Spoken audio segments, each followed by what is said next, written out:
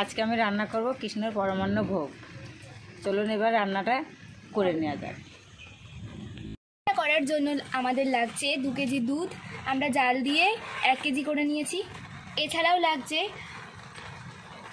আমুল দুধ, নারকেল কোড়া, কাজু, কিশমিশ, তেজপাতা আর এলাচ, বাতাসা, ক্ষীর আর আতপ চাল। আতপ চালের পরিমাণটা বল। 100 গ্রাম। 100 গ্রাম আতপ চাল নিয়েছি।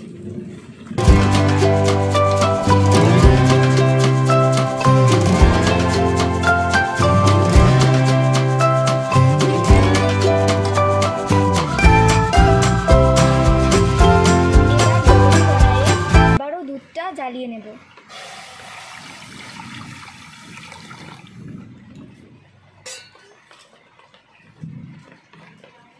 উঠেছে, এবার কিছুটা পরিমাণ দুধ আমরা এখান থেকে তুলে নেব।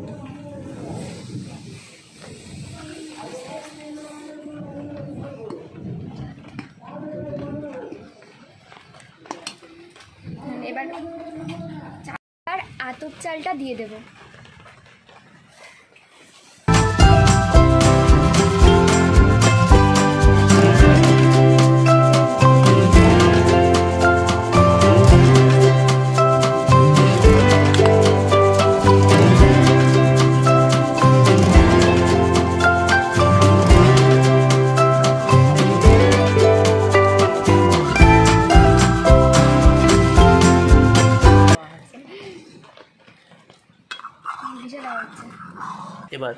এবার তুলে নেওয়া গরম দুধে আমুল দুধটা গুলিয়ে নেব।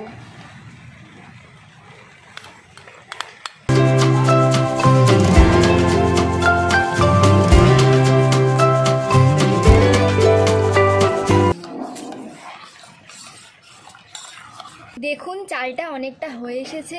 এবার এর মধ্যে তেজপাতা আর এলাচ দিয়ে দিচ্ছি।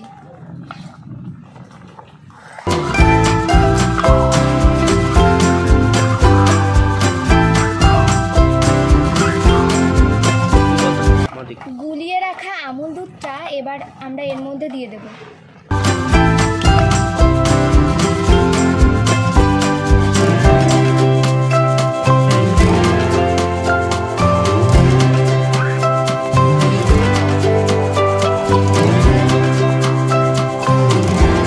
নারকেল কোড়াটা দিয়ে দেব।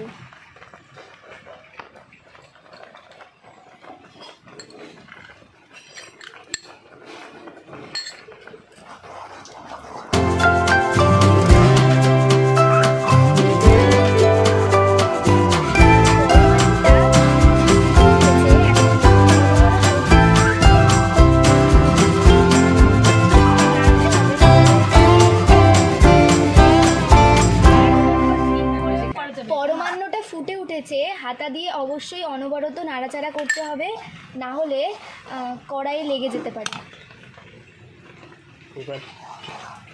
এবার আমরা পরমান্নর মধ্যে বাতাসাগুলো দিয়ে দেব।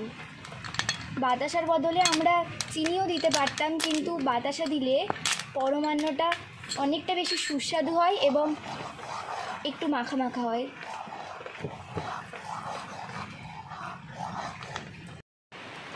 এবার কাজু দিয়ে দেব। এরপর দিয়ে দিলাম কিশমিশ।